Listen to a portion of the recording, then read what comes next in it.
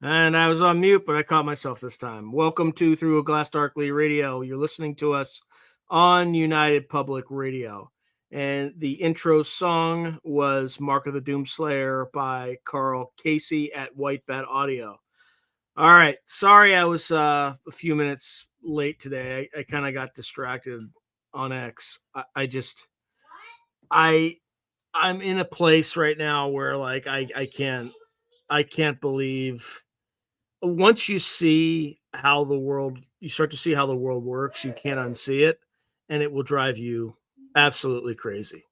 So, and I don't want to talk too much about this because I don't want to alienate anybody, but I've never seen so many armchair generals in my life. Like, I literally have friends who were ripped apart by suicide bombs by car bombs in Iraq. Okay. Like, and I have several friends like that. I have several friends who served and fought in what ultimately turned out to be a pointless war where all the benefits only accrued to one nation, and that nation wasn't us. So when I see people, I mean, it's just like there's one country that basically ran across the street, threw a brick inside his neighbor's house, then ran back inside his house. And then his neighbor came over with a baseball bat, and the neighbor's like pointing at you and saying, who's like the big mayor of the town or whatever, and is saying, he attacked me. He attacked me. Like, it doesn't work anymore, Israel. It doesn't work anymore. Okay. Look, got nothing against you, but it's time for you to fight your own wars. And every time I see Americans like, I'm an evangelical and I support Israel. Okay, that's good. Why don't you go over to your fucking recruiter and sign up and cash your body out and be prepared to fight the war? Otherwise, shut the fuck up. Okay? Those of us who have served, we're tired of this stuff. We're tired of it. It's not our war, not our fight. And all the arguments that I'm seeing, keep in mind that I did my master's thesis on this topic, and I advocated for this to happen 20 years ago. 20 years ago. And you can look it up. Type in my name, Sean Hazlett, comma, Iran, and you will find my master's thesis. It's on the Belfer site at Harvard University. And you can read it. Okay? I advocated for the United States to do it because of the logistical footprint required would only be, the U.S. would only be capable of it. And that's when we had hundreds of thousands of soldiers in the region to accomplish it. Now we don't. So this country, Israel, picks a fight.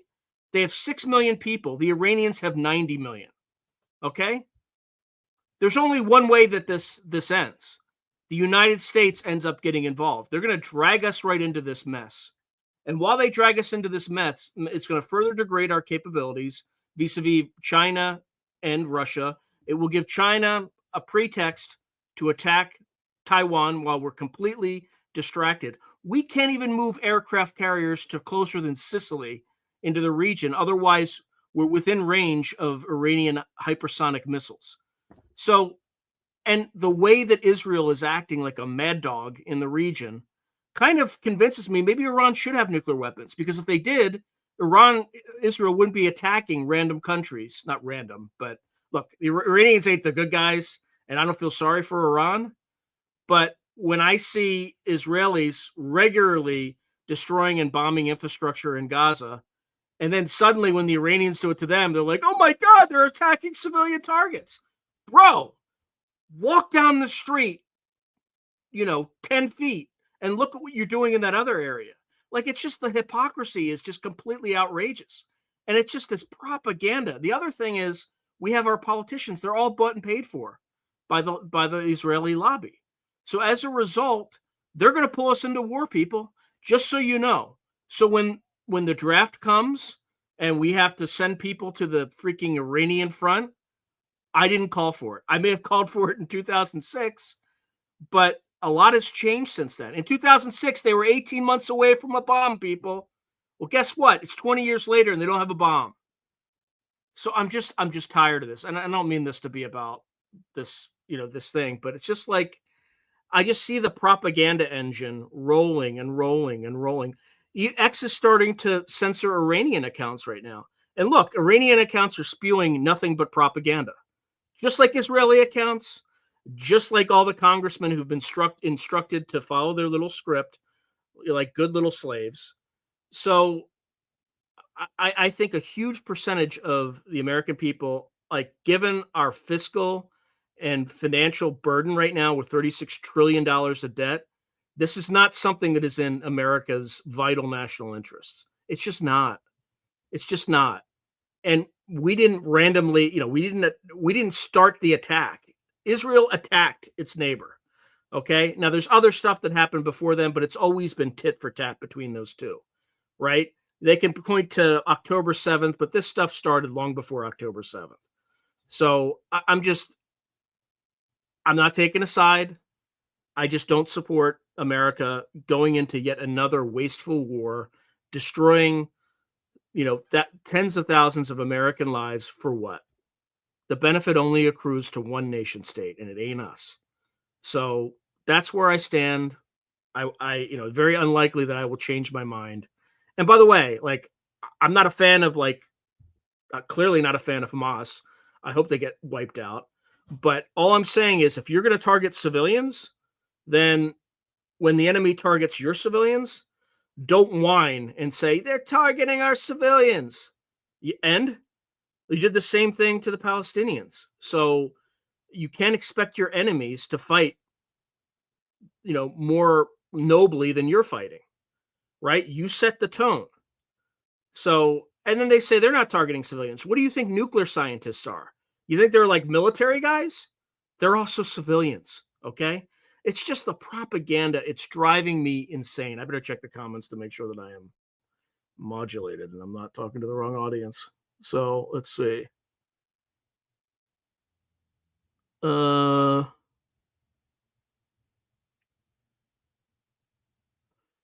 right. The Annunaki related to the Illuminati? Nope. Definitely not. All right. Let's see. Again, sorry for the political thing, but 11/11, there we go. But it's geopolitical, and this is a geopolitical channel. Hey, Joe, good to see you, man.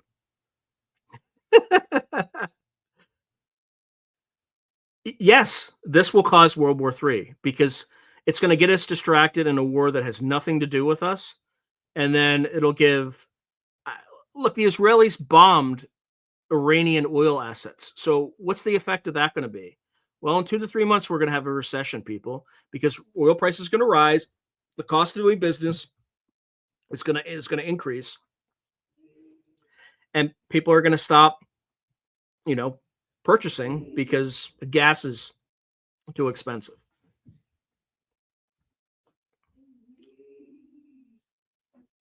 Yeah, Cynthia, you're 100% right. When the scales are gone from your eyes, it is a lonely road. Yeah, I'm going to try to keep it away from person. And here's the thing, like until 3 years ago, I was a big fan of Israel. I believed in everything, and then you start to ask yourself questions, and it's just yeah, that's the other thing. Like they're anyway. I gotta tone it down a little bit, but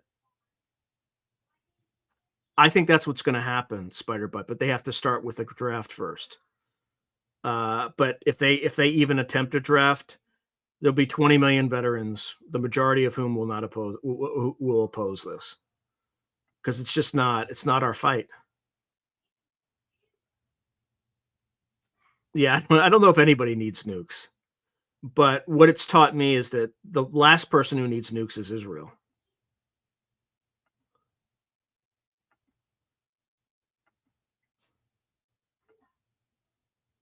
All right, I'm gonna.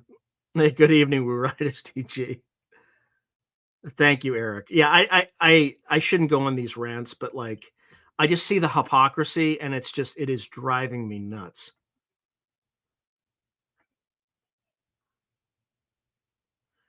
So Woo Riders DG is saying, what do you see America's involvement will be in the Israel Iran conflict?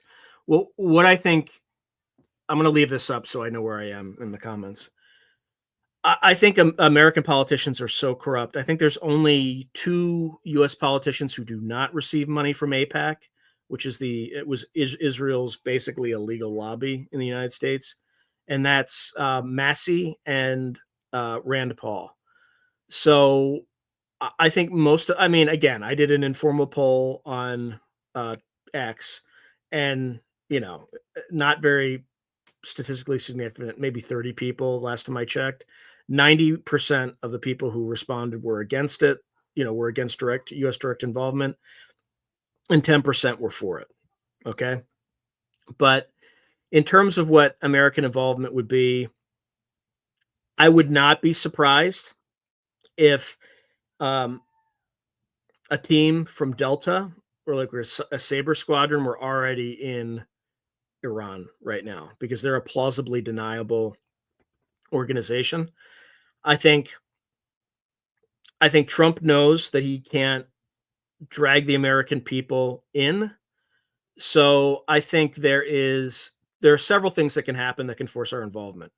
If the Iranians are not strategic and are not smart, they will block the Strait of Hormuz. If they do that, American involvement is 100% because there's a huge percentage of the world's spare capacity that will go through that goes through the Strait of Hormuz. It'll cause oil prices per barrel to skyrocket. It will be a boon to the Russians, who will be able to, you know, um, increasingly fund their war in Ukraine and probably push them over to the top to just win that war. Um, it will again. It will exacerbate the recession that Israel probably already caused from bombing Iran's oil and gas assets.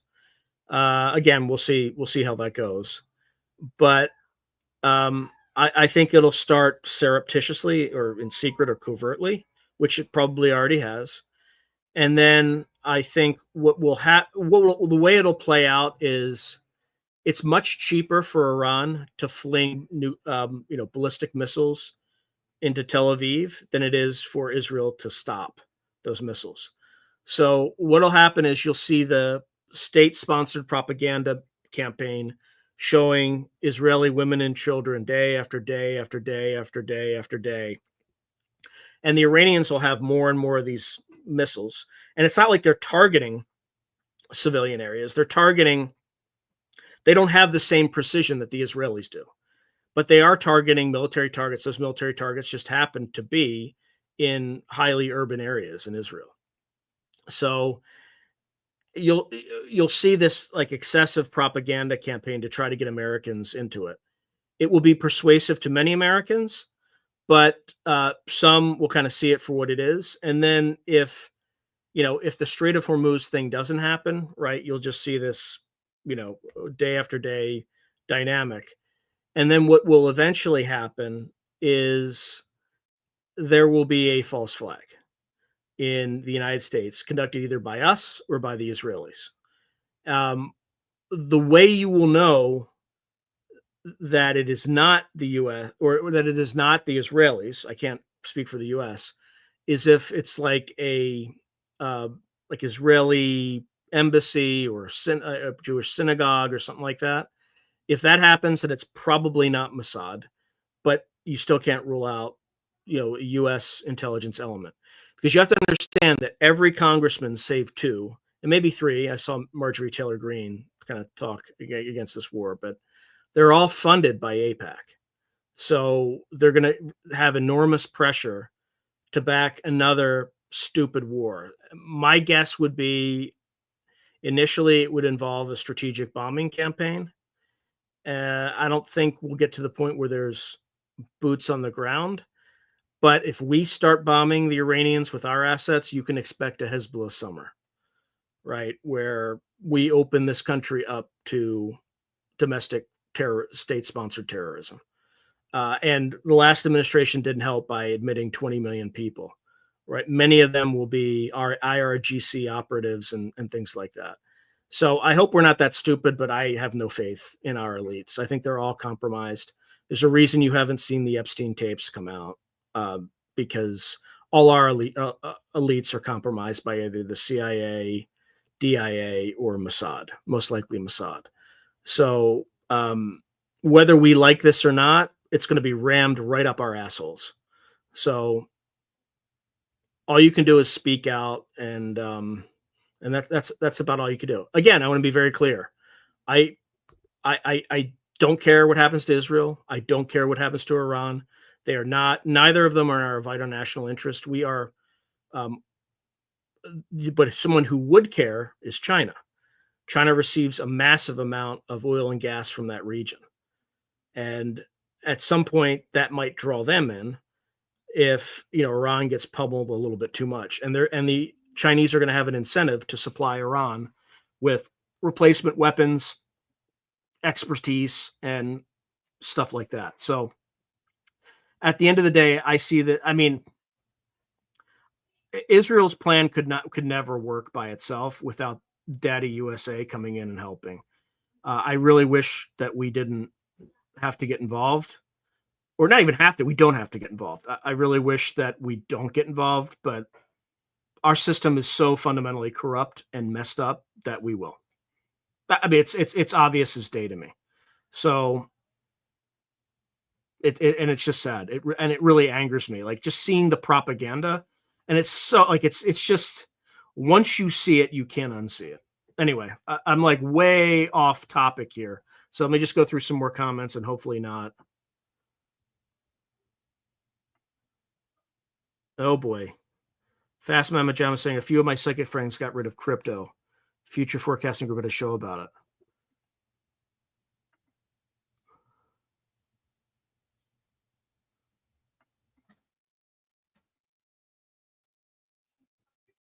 I got a story about that too. So Fred writes, nuclear scientists in Iran have been murdered for over a decade.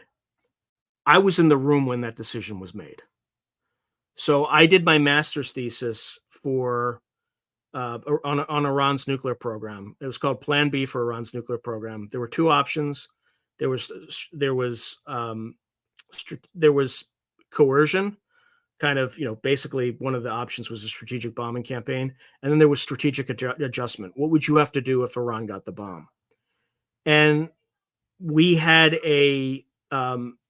my thesis advisor decided for the Harvard Stanford Preventive Defense Project, which he chaired. He decided to kind of use my master's thesis as a jumping off point for a meeting he had that summer in 2006, I think, uh, with some heavy hitters on the Iran topic. So like General Shalikashvili was on there like via Zoom. Billy Crystal, the neoconservative kind of head of the Weekly Standard. Um, Vali Nasser, I don't know if anybody knows who that is really, but he's an Iranian expert. Patrick Clausen, a number of people like that. And we were talking about one of the options, which is this strategic bombing campaign. And this guy who was a former UN weapons inspector, which is kind of weird that he was even there. We were talking about like, you would probably want to bomb at night and, because of we own the night and all that good stuff. And this guy just spoke up and he's like, I can't remember his name, but you probably would know it and it would surprise you. I suspect he was like CIA or DIA all along. But he comes out and just said, well, if we're going to bomb like their nuclear facilities, we should bomb during the day. And everybody kind of looked at him like, what the F? Right? Like, why would we ever do that? And, Ash Carter very politely said, oh, that's interesting. Why would you say that? And Ash Carter, for folks who don't know, ultimately became Obama's Secretary of Defense. And this gentleman said to kill their scientists. If you're worried about them reconstituting their program, that's the quickest way to kill their scientists. 2 years later, we had people on motorcycle, or somebody had people on motorcycles sticking sticky bomb to nuclear scientists' windows. It is bizarre how decisions are made and how these things happen. But I was in the room. That might not have been the first time it was raised, but that was the first time I ever heard it in a private forum at the Willard Hotel in Washington, D.C. And, kind of sometime in 2006, maybe April, May. I can't remember when. But, this stuff is crazy stuff. So anyway,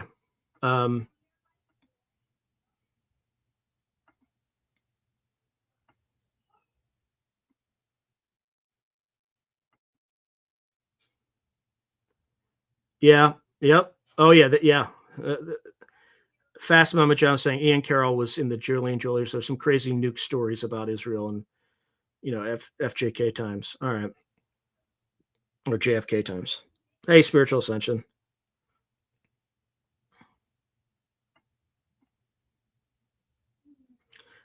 Yeah, it's it also can't be good. They're blasting each other's nuclear plants. Yeah, I wonder why. I saw his argument, and it's just like it was not for someone who runs a hedge fund. He should be smarter than that, but he's not. Thank you, Joe.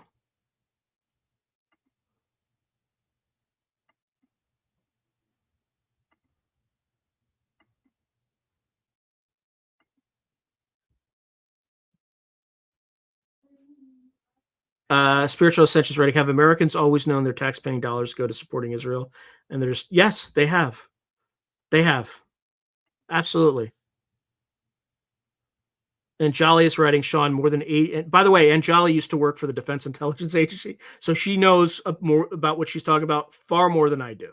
So she writes, Sean, more than 80% of the U.S. foreign aid budget goes to Israel, and we gave them billions of dollars for Iron Dome. And to your point, Angeli, that's why there's folly in all this, because they're going to run out of interceptors before Iran runs out of ballistic missiles. Interceptors are far more expensive, and they know that. And anyway, it's so frustrating to watch all of this.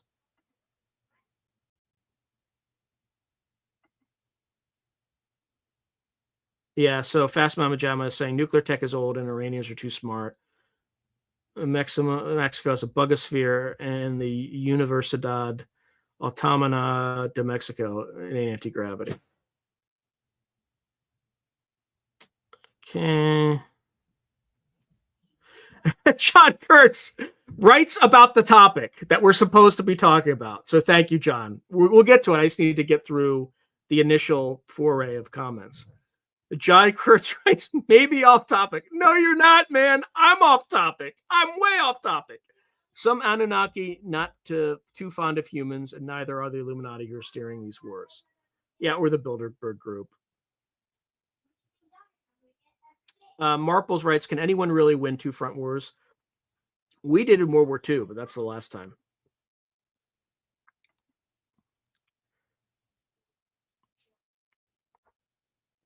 Yeah, I'm not taking sides in this one. In the past, I would have taken Israel's side, but they're behaving too much like a rabid dog for me to even remotely see their point of view at this point.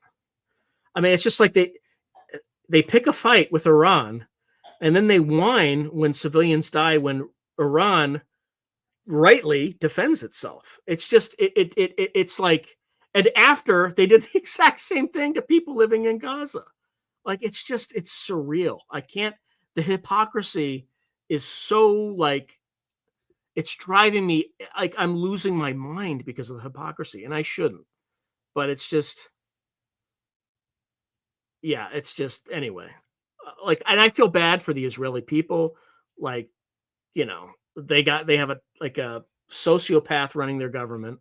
I feel bad for the Iranians who are suffering from this, from like these nuclear scientists who just happen to study the wrong subject and get murdered by the Mossad. Like, it's just like, yeah. I mean, they're all corrupt, every single one of them.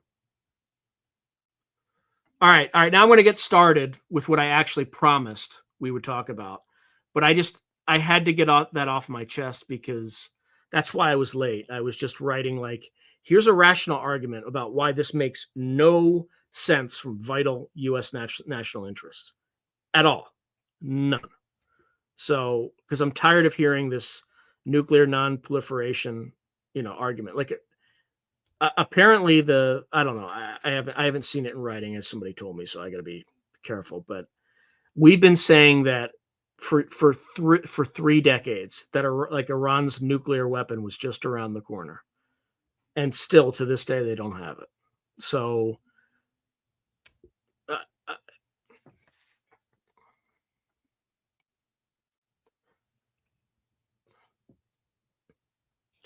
Sean, where do you rank the Anunnaki knuckleheads, aka the Anunnaki, on the UFO graph of probability? Are these cats something we got to worry about? I would say 0.3% chance.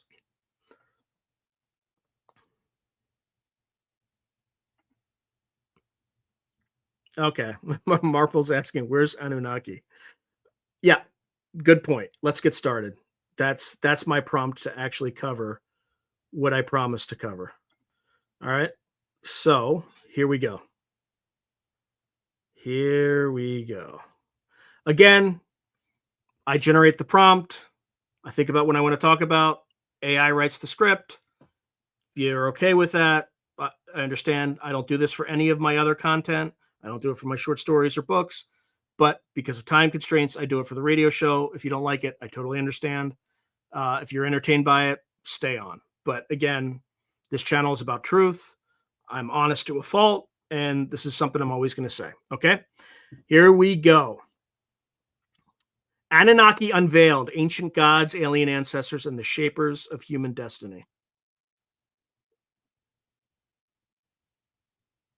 Okay, today we're going to exploring one of the most enduring and controversial legends, bridging mythology and extraterrestrial theory, the Anunnaki. These mysterious figures first appear in the clay tablets of ancient Mesopotamia, the cradle of civilization. But in modern times, they've been reinterpreted as otherworldly beings who may have sparked human origins. Were the Anunnaki merely mythic deities, ancient astronauts from a distant planet, or something in between? This episode will journey through historical records, speculative theories, and esoteric accounts to unravel the Anunnaki's alleged roles in human creation, advanced technology, genetic engineering, planetary colonization, and even the governing of early civilizations.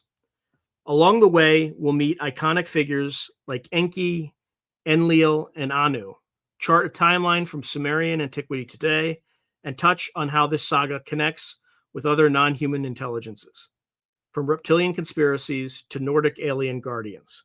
Buckle up for a time-traveling tale that weaves fact, myth, and conjecture, with careful fact-checking and source quotes so you know what's what. All right, let's dive in. Ancient Mesopotamian origins of the Anunnaki. To understand the Anunnaki, we begin in ancient Sumer, or modern-day Iraq, around 4000 to 2500 BCE. The term Anunnaki, Sumerian for princely seed, or perhaps those who from heaven came to earth, referred to a class of gods in the Sumerian, Akkadian, Assyrian, and Babylonian pantheon. Rather than a single deity, the Anunnaki were a group of divine beings, essentially the higher gods in the Mesopotamian hierarchy, believed to be offspring of the sky father Anu. Ancient texts list gods such as Enlil, Lord of air and earth, Enki, Lord of water, wisdom, and creation, Ninhursag, earth craft goddess, Nana, moon, Utu or Shamash, sun, and Inanna or Ishtar, love, war, among the Anunnaki. Enlil, the air god who separated heaven and earth, was especially prominent as a leader of the Anunnaki. Importantly, Mesopotamian sources depict the Anunnaki in various lights. In early Sumerian myths, the Anunnaki were celestial and decreed the fates of humans, showing up at gatherings to render judgments. For instance, in the myth Enki and the World Order, they are assigned to determine human destinies. By contrast, later Babylonian texts sometimes cast the Anunnaki as chthonic underworld judges. In the Epic of Gilgamesh, they appear as judges of the dead, and in the Descent of Inanna, a council of Anunnaki in the underworld passes judgment on the overambitious goddess Inanna. This dual portrayal, heavenly adjudicators and netherworld judges, suggests the term evolved over time or was applied to different tiers of gods in different contexts. What's consistent is that ancient Mesopotamians did not see the Anunnaki as aliens, but as holy powers woven into the fabric of the world. Each major god had its own cult and temple. The Anunnaki weren't worshipped as a group. They featured in creation epics and royal prayers, rather than being a unified religion. For example, in the Babylonian Imuna Elish creation epic, the chief god Marduk assigned 600 Anunnaki to stations in heaven and on earth, essentially staffing the cosmos with divine administrators. Humanity's creation in myth and an early genetic twist. One Mesopotamian story in particular stands out when we talk about the Anunnaki, the creation of mankind. There it is again, that humankind bullshit word. In the Atrahasis epic, an Akkadian myth dating to approximately 1700 BCE, the stage is set with lesser gods toiling on earth and eventually rebelling due to hard labor. The greater gods, identified with the Anunnaki, convene to find a solution. The goddess of birth, known as Nintu or Mami, is instructed to create a human being that will bear the oak, the task of the gods, taking over the toil. How will humans be made? The text describes a striking procedure. Let one god be slaughtered, then let the gods be cleansed by immersion. Let Nintu mix clay with his flesh and blood. Let the same god and man be thoroughly mixed in the clay. And so it is done. A god is sacrificed, and clay is mixed with divine blood and flesh to form mankind. The resulting humans carry the spirit of the slain god so that a part of the divine remains with them. The ancient tale is essentially a mythic recipe for Homo sapiens, combining earthly clay with the essence of a god. Scholars interpret this symbolically, but it's easy to see why modern theorists latched onto this as a hint of genetic engineering. The mixing of blood as if splicing DNA. Indeed, in Mesopotamian myth, humans were literally created to be laborers for the gods, taking over dredging irrigation canals and digging in the soil so the junior gods could rest. The Atrahasis even describes the gods' labor as excessive drudgery before humans were made to pick up the workload. We'll revisit this story through a modern lens shortly, but first let's introduce the main divine actors because their personalities in myth set the stage for later speculative interpretations. Anu, or An, the Sky Father, king of the gods, dwelling in the heavens. He's somewhat aloof in myth, delegating affairs of the earth to his offspring. The word Anunnaki literally means offspring of Anu. Enlil, son of Anu, god of air, wind, and authority. Anu was granted the earth domain after he separated heaven and earth. In myths, he can be harsh. At one point, he sends a cataclysmic flood to wipe out noisy mankind. Sound familiar? Sumerian texts portray Enlil as patron of kings and enforcer of divine order. He's the one who approved early rulers. Enki, or Ea, another son of Anu, god of water, wisdom, crafts, and creation, a brilliant tinkerer who often helps humans. Enki is the hero of the Atrahasis story. He devises the plan to create humans to relieve the gods' toil. Later, when Enlil's flood threatens humanity, Enki surreptitiously warns the righteous man, Atrahasis Utnapishtim,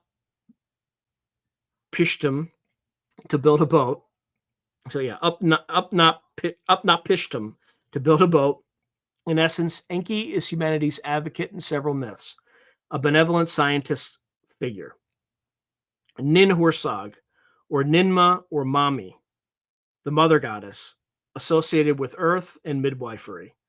She actually carries out the mixing of clay and divine essence to birth mankind. In one Sumerian tale, Enki and Ninhursag also team up to produce various creatures and beings, further underscoring a role in biological creation. Marduk, a later addition in the Babylonian era, not originally an Anunnaki in Sumerian tradition, but became chief god of Babylon. In Enuma Elish, Marduk recruits 600 Anunnaki as mentioned earlier. Some later alternative histories equate Marduk with a rebellious Anunnaki leader, but academically, he's a distinct national god who absorbs the older pantheon. Inannu/Ishtar is the granddaughter of Anu, a prominent goddess of love, fertility, and war. While part of the pantheon, she's not typically listed among the Anunnaki in myth texts, but in Sitchin type narratives, she sometimes appears as a feisty Anunnaki princess and is linked to planet Venus. With the cast introduced and the ancient context set, we have humans created as servants of divine masters and gods who take an active hand in human affairs, granting kingship, sending floods, etc. The Mesopotamians explain their world through these stories, but 20th century theorists would soon ask, what if these stories were true historical accounts, misinterpreted as myth? Enter Zecharia Sitchin. All right, I'm going to take a brief... We're already at 49 minutes. That was a long rant.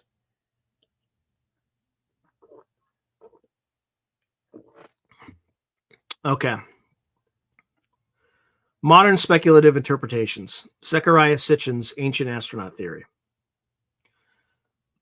In 1967, Azerbaijani-American author Zecharia Sitchin published The 12th Planet, unleashing an idea that would fire the imaginations of conspiracy theorists and UFO enthusiasts for decades. Sitchin's bold claim that the Anunnaki were not figments of belief, but flesh and blood extraterrestrials who visited Earth in antiquity. He asserted that ancient Sumerian tablets, if read literally, chronicle the arrival of astronauts from a planet called Nibiru, sometimes dubbed Planet X, or Planet 10, maybe, and that These beings kickstarted civilization and humanity itself in Mesopotamia. Here are the core tenets of Sitchin's narrative, which he expanded across a series of books known as the Earth Chronicles.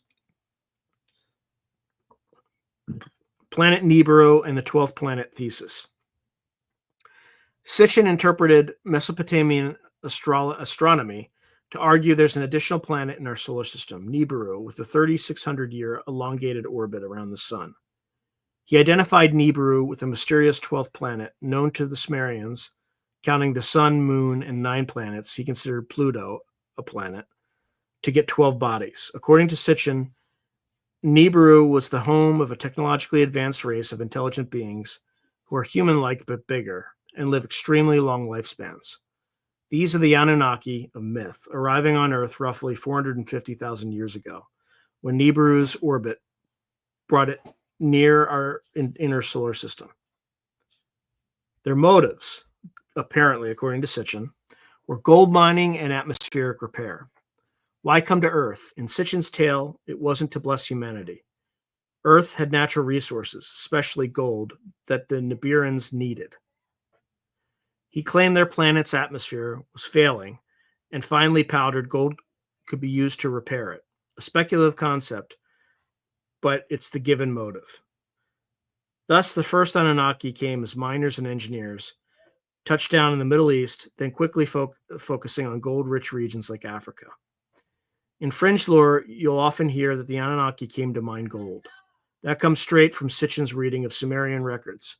Indeed, he suggests the Anunnaki in Sumerian literally meant those who from heaven to earth come, essentially indicating space travelers. Colonists and laborers, the Ijiji revolt. Sitchin painted a picture of an extraterrestrial colonial expedition. The Anunnaki leadership, heavenly commanders under Anu, initially did the mining themselves with a workforce of hundreds of their own. After thousands of years, the miners, called Ijiji, a term actually used in Akkadian myth for younger gods, mutinied, just as in the Atrahasis myth, complaining the work was too hard. In Sitchin's version, the crisis forced the Anunnaki to find a new solution for labor, and that solution was us. Genetic engineering, creating Homo sapiens. Here's where ancient myth and modern scientific fiction meet, or modern science fiction meet. According to Sitchin, Enki, the Anunnaki chief scientist, mirroring his mythic role as god of wisdom and creation, proposed genetically engineering a worker race to replace the rebel Ijiji. The plan, cross Anunnaki DNA with a native Earth species to create a hybrid capable of understanding orders but physically suited to Earth's environment. The tale closely follows the Atrahasis account, but with a high-tech twist. Instead of a literal god's blood and clay, Sitchin envisioned laboratory mixing of extraterrestrial genes with those of Homo erectus, an early human ancestor. The result, Homo sapiens, us, as a designed slave species. In his books, Sitchin even identifies the first successful hybrid, a male called Adamu, created in Eden, which he reads as a Sumerian locale, Eden, meaning plain, in Africa, to toil in the gold mines. If this sounds like the biblical Adam in the Garden of Eden, that's no coincidence. Sitchin often pointed out parallels between Sumerian and biblical tales. In fact, he asserted that the Nephilim of Genesis, the sons of God who interbred with humans, were the Anunnaki by another name. Civilization and kingship. Having produced humanity as a workforce, the Anunnaki eventually transitioned from direct labor, using humans to run things. Sitchin claims the ancient inscriptions say the gods set up human civilization in Sumer under their tutelage. The Sumerian city of Eridu, for instance, was said to be Enki's home base. Sitchin speculated it was one of the first settlement sites. He notes that after the Great Flood, more on that soon, the gods lowered kingship from heaven, meaning they installed human rulers to act as intermediaries between Anunnaki and people. This was, in his view, the origin of the divine right of kings. Kings were part Anunnaki or chosen by them, bridging the two species. Sumer's king lists, which credit absurdly long reigns to early kings, are interpreted as literal and a sign that some early rulers might have been demigods or hybrid offspring of Anunnaki. In this narrative, the Anunnaki taught humans agriculture, architecture, writing, astronomy, law, and so forth, essentially jump-starting every ancient civilization. We see echoes of this concept in many ancient astronaut theories. For instance, the Egyptians or Mayans got help from star gods. The Great Flood. Sitchin's story dramatically incorporates the Mesopotamian flood myth, the one with a Noah-like survivor. He suggests that around 11,000 to 10 BCE, as the last ice age ended, Nibiru's periodic approach caused catastrophic earth changes. Polar ice caps slip, causing a massive deluge across the globe, which corresponds to the global flood in many myths. According to Sitchin, the Anunnaki Council knew this was coming. Enlil, who in the Atrahasis myth had grown frustrated with human overpopulation and noise, decided to let humanity perish in the flood. Compassionate Enki defied the decision by instructing one human, variously called Zayasudra, Utnapishtim, or Noah in different accounts, to build an ark. When the flood subsided, the Anunnaki grudgingly allowed the survival of humans and even helped rebuild. This marks a turning point. After the deluge, the Anunnaki divvied up the earth among themselves and openly ruled the emerging human societies as god kings for a time. Sitchin speculates this era lasted for millennia, but eventually led to feuds among the Anunnaki factions. Then there's the Wars of Gods and Departure. Here the tale gets truly sci-fi. Sitchin wrote that as the Anunnaki's human populations and domains grew, rivalries flared between key leaders, notably between Enki's claim and Enlil's claim and their children. He cited ancient texts like the Lament for Ur to propose that around 2000 BCE, a war broke out between these factions. The war culminated in the use of horrific weapons, essentially nuclear bombs, that obliterated the cities of Sumer. In Sitchin's interpretation, the biblical tale of Sodom and Gomorrah's destruction by fire and brimstone was actually an account of Anunnaki nukes. The fallout drifted and created a deadly evil wind that also decimated Ur and other Sumerian cities. He even assigns a date to this disaster, 2024 BCE. After this account, according to Sitchin, the Anunnaki decided to withdraw. Their open reign ended, and they either left Earth or greatly reduced their direct involvement, allowing human civilization to develop on its own, with occasional behind-the-scenes influence. The return of Nibiru.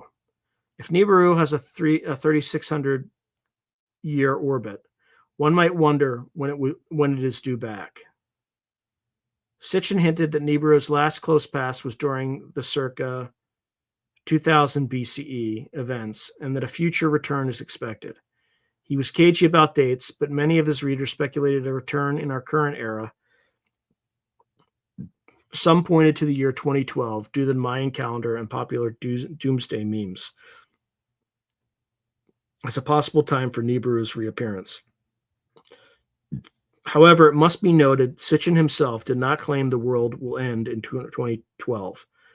That was an internet-fueled leap, combining his Nibiru with the Mayan calendar, which NASA debunked as a hoax.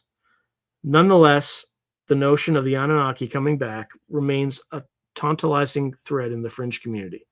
We'll explore this more in a moment. All right, so that's a lot to take in. If you're thinking it sounds like the plot of a science fiction epic, you're not alone. Mainstream scholars roundly reject Sitchin's theories, noting that his translations of cuneiform don't match academic translations, and that there's zero archaeological evidence for a hidden planet or ancient ET colony. Sitchin's work is frequently criticized as pseudoscience and pseudohistory. Experts in Mesopotamian studies point out that the texts he cites like the Enuma Elish, Atrahasis, etc., are rich mythological allegories. There's no mention of actual space travel or advanced technology in the original language, as he claims. For instance, words Sitchin read as describing rocket ships or orbits are, in standard translation, poetic metaphors for stars or temple towers. The 12th planet idea, likewise, is not a concept recognized by Sumerian astronomy experts. In short, the academic consensus is that Sitchin's narrative is imaginative but not factual. However, it has proven hugely influential in pop culture and alternative circles. Sitchin's books and those of Eric von Daniken, who proposed similar ancient asteroid ideas a decade earlier, have sold millions, and their ideas have filtered into TV shows like Ancient Aliens, video games, and novels. The image of the Anunnaki as towering alien gold miners and gene splicers from planet Nibiru, captures the imagination in a way the dusty tablets of myth alone perhaps did not. It's critical to remember that Sitchin's narrative, while inspired by real myths, is highly speculative, but it forms the backbone of what many think they know about the Anunnaki. To summarize Sitchin's ancient astronaut hypothesis, here's a quick chronological rundown, blending the mythic timeline with Sitchin's timeline.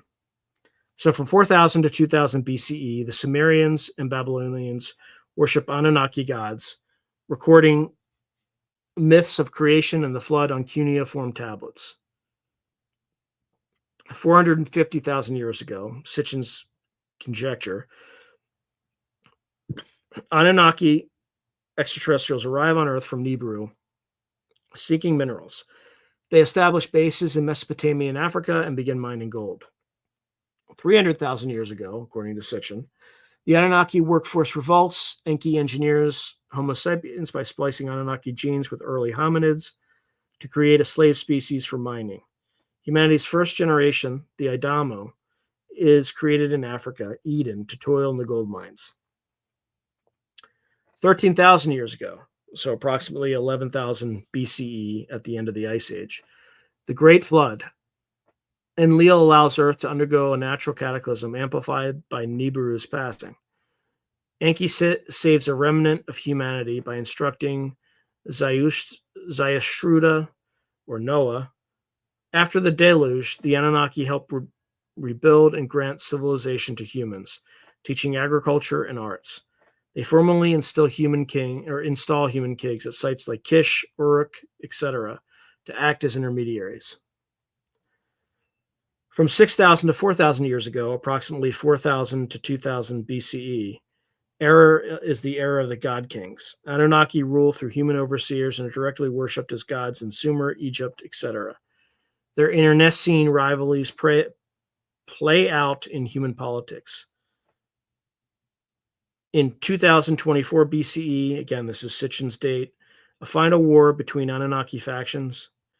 Nuclear weapons are deployed, destroying the sinful cities, as biblical Sodom and Gomorrah, and accidentally laying waste to Sumer. Evidence Sitchin ties to a layer of radioactive ash in the region and lamentation texts. Following this, most Anunnaki depart Earth, leaving humans to fend for themselves, though some stay behind in orbit or in secret. In the first millennium and onward, the memory of the Anunnaki fades into legend and scriptures. They survive as distant gods in myth, then are forgotten until modern archaeology digs them up. In the 19th to 20th century CE, or AD, archaeologists excavate Mesopotamian sites and decipher cuneiform tablets, rediscovering the Anunnaki in myths and kings lists. Scholars interpret them as mythology, but a subculture begins to wonder about ancient aliens. In 1976 AD, Sitchin's The 12th Planet reinterprets the Anunnaki as alien visitors, sparking a wave of alternative history books. 21st century AD, contemporary times, basically. The Anunnaki concept goes mainstream in conspiracy theories and New Age lore. Some believe the Anunnaki never left or will return soon, tying this to prediction about Nibiru, Planet X, and global transformation. Others link the Anunnaki story to secret programs, lost technologies, or even current events. More on these in a moment. Each of these points could be an episode in and of itself, but this gives a framework. Now, beyond Sitchin, others have added their own twists on the Anunnaki narrative, often even more speculative. For instance, author David Icke, known for his reptilian shapeshifter theory of global elites, incorporates the Anunnaki into his ideas. Let's examine that and other experiencer accounts next. All right, let's take a look. Let's take a breather and look at some of the comments, and then we will continue after that. All right, where are we? Just bear with me so I can find where I left off. All right. You're very welcome, Gray Owl. Thank you, Spiderbite. Spiderbite writes, I love it. By the way, it's Spiderbite's first time, so if you haven't already welcomed Spiderbite, please welcome now. So Kevin Johnson writes, in my opinion, the Anunnaki came here for gold. They got what they needed from Earth, and they left. Now, humans are interesting things to keep an eye on. Yeah, could be. Who knows? Fast Mama Jamma is saying, is this the free chat? No, I pay $20 a month, and it is worth every penny for the thumbnails alone. I partially design my thumbnails, but I come up with the images from ChatGPT. So it is worth every penny. And then Fast Mama Jamma said, I think the pro version uses super smart models. Hey, Jalay Jalal. Whoop, whoop.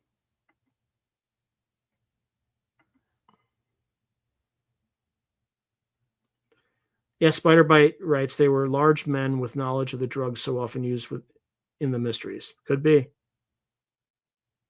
The Orantia001 writes, who created the Anunnaki? That's a good question. Who did create the Anunnaki? Joe Fox writes, but Sean, I thoroughly enjoyed your input about Iran and Israel. This channel is supposed to be where the paranormal meets military science fiction, in fact.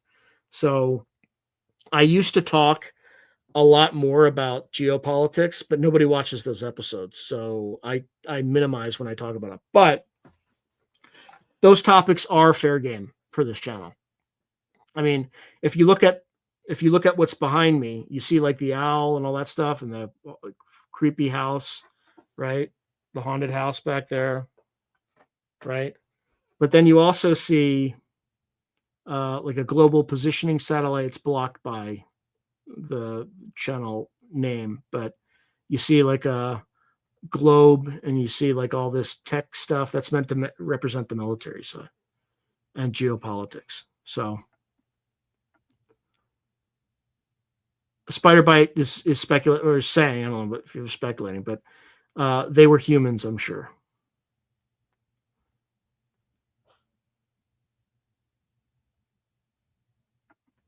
Okay.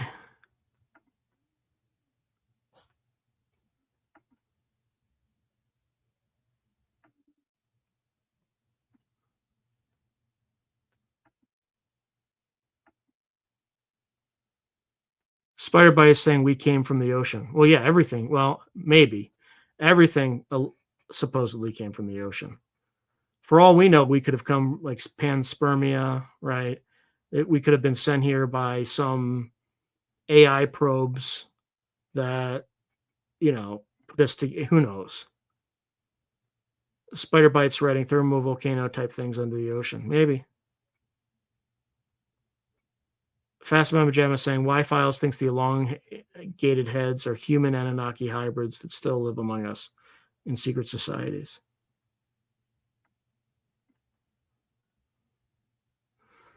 All right. Jalay Jalal is saying there's a scholar who is amazing with cuneiform, Andrews Christie, who has a page on YouTube called Ancient Mysteries. He has given the meaning according to the original language, and it's all demons. Interesting. Fast Mama Jamma's writing, Brian Forrester did some DNA studies about elongated heads. He does not believe in the Nazca mummies.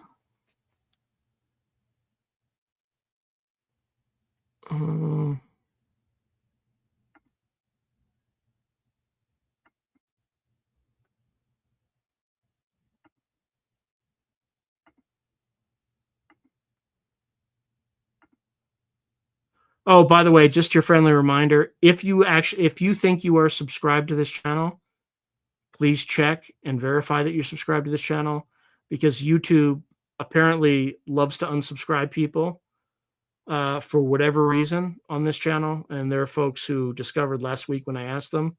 So please just do like a routine check, because um, it's been very hard to grow because YouTube keeps unsubscribing people who are already subscribed.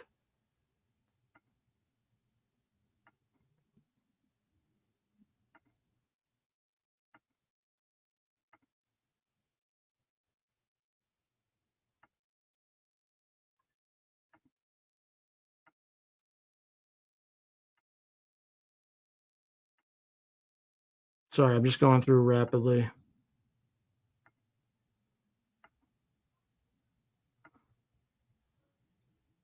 Yeah, me too. I grew up thinking 9, and now they're saying that Pluto is a dwarf planet, and yeah, I'm confused. And then Ceres might be a dwarf planet or a planet. Who knows?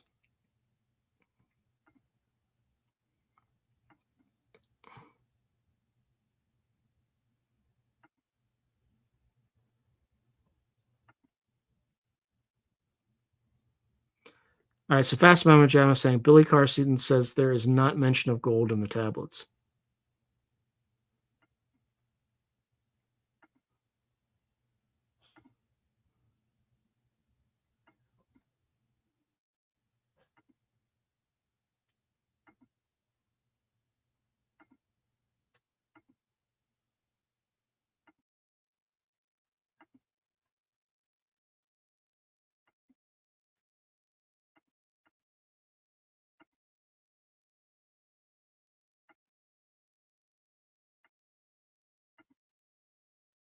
Sorry, I'm just raping. Or just like racing through.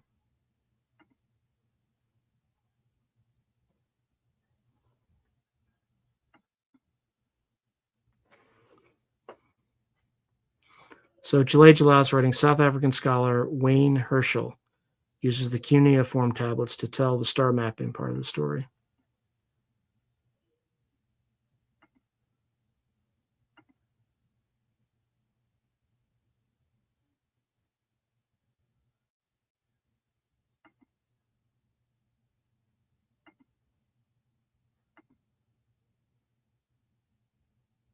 Oh, no notice? Johnny Yuma's writing, no notice on the live stream, Sean. Yeah, that sounds about right. Especially how I started especially since I was ranting about, what's going on. It wasn't the approved narrative. So I'm sure YouTube probably immediately used its AI to shut down the stream, or to choke the stream.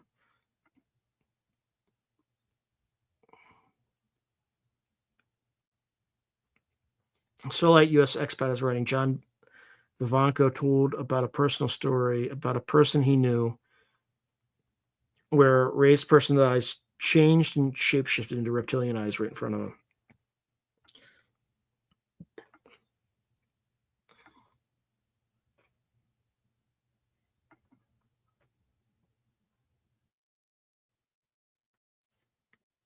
Yeah, but I don't. Right now, Iran Israel streams get thousands of viewers. Maybe give it a run. Yeah, I've had like the guy who wrote the New Rules for War. It was like the Economist book of the year, and I maybe got 300 views. Like I got like amazing guests on some of these topics, and nobody watched. Solite US expat writes, in regards to the flood, I've heard that this is where our moon was positioned into place, causing the flood.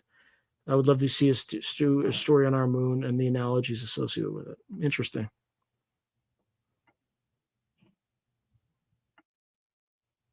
Hey, that's right. It is Father's Day.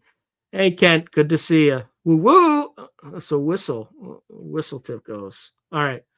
Yeah. Happy Father's Day, everyone. Happy Father's Day, Kent. Thank you, Jalay Jalal. Spider Bite writes, I think we make it up as we go. We need to realize our manifesting power. We are the gods. What's my take on the History Channel series regarding Skinwalker Ranch? Kent Chambliss writes, it is a modified limited hangout.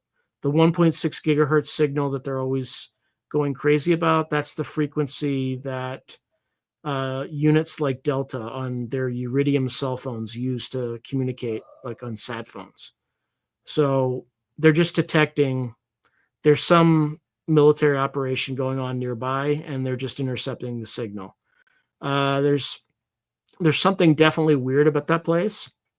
Travis Taylor knows a lot more than he pretends to, and I believe he's there to just prevent the scientists there from going a little bit too far. So, like, there is a there, but I'm not entirely sure what it is. But the part of it is a modified limited hangout by the intelligence community.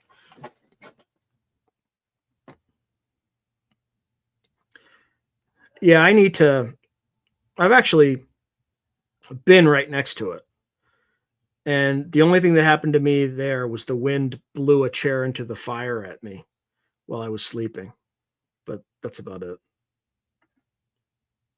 Hey, Poindexter, thank you very much for subscribing. I appreciate you. And thank you for the thumbs up. Yeah, folks, hit like and subscribe if you get a chance. Always gotta Gray Owl writes, always gotta have those special ingredients like Velicet or Synthamesque or Drencrum. Add to milk plus, if you will, served at such fine establishments as the Korova Milk Bar or Moloko Plus. Don't forget that. So this is from folks aren't aware of all this stuff. It's from the movie A Clockwork Orange or the book by I think Anthony Burgess.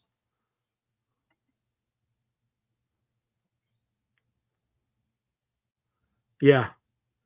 Yeah, there's something there. There's definitely something there. And it's like effusively positive during the day.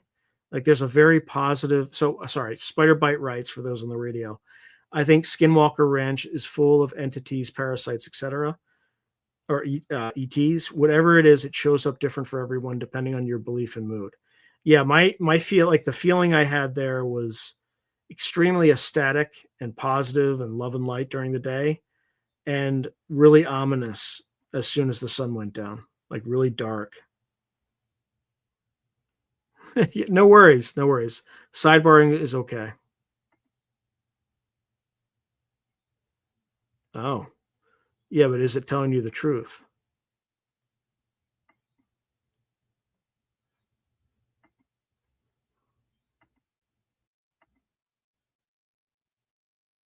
Terrence Willis, thank you always for your support. He writes, Sean kicks ass. This channel should have 500K followers easy. Yeah, I know. It doesn't help that YouTube keeps unsubscribing people without their consent. The live updates with Israel and Iran are the hot ones. Interesting.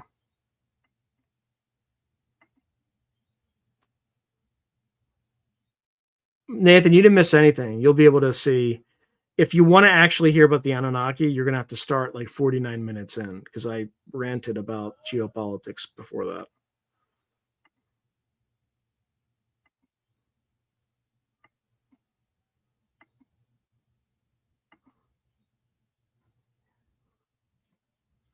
Yeah, that's fair. Scott Ian is writing the Skinwalker Ranch show is the most boring possible presentation about one of the most interesting possible topics. Yeah, they definitely drag it out. Interesting.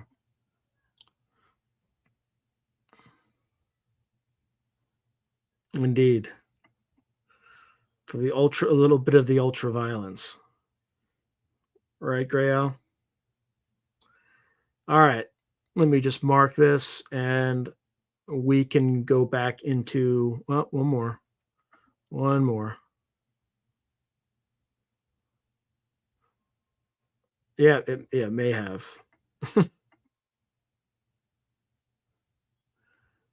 I appreciate that. Terrence Willis writes, I like the rants. They're straight truth after all. 100%. Thank you. All right, let's get back to our regularly scheduled program. Let me see. Hold on, just let me check one thing.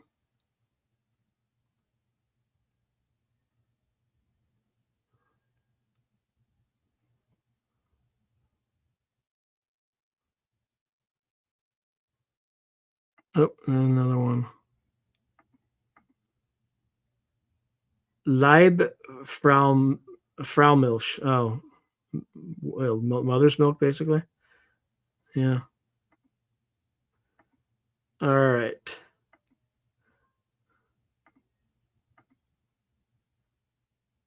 I it's hard to tell. There's probably some truth in it, but I think Sitchin's account is a little bit too specific. And the whole Nibiru thing, I don't know. I think NASA would kind of know about it. But then again, our institutions lie to us about literally anything. So hard to tell. It's possible. All right, here we go. Experiencer and esoteric accounts, Anunnaki in modern lore.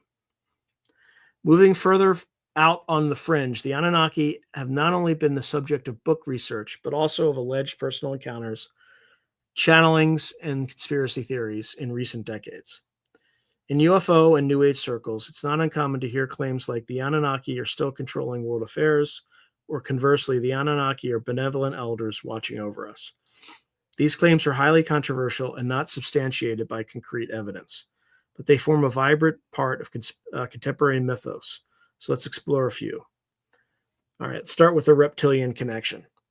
Perhaps the most infamous is David Icke's theory. Icke, a British conspiracy author, took Sitchin's Anunnaki and blended them with older occult ideas of shape-shifting serpent gods.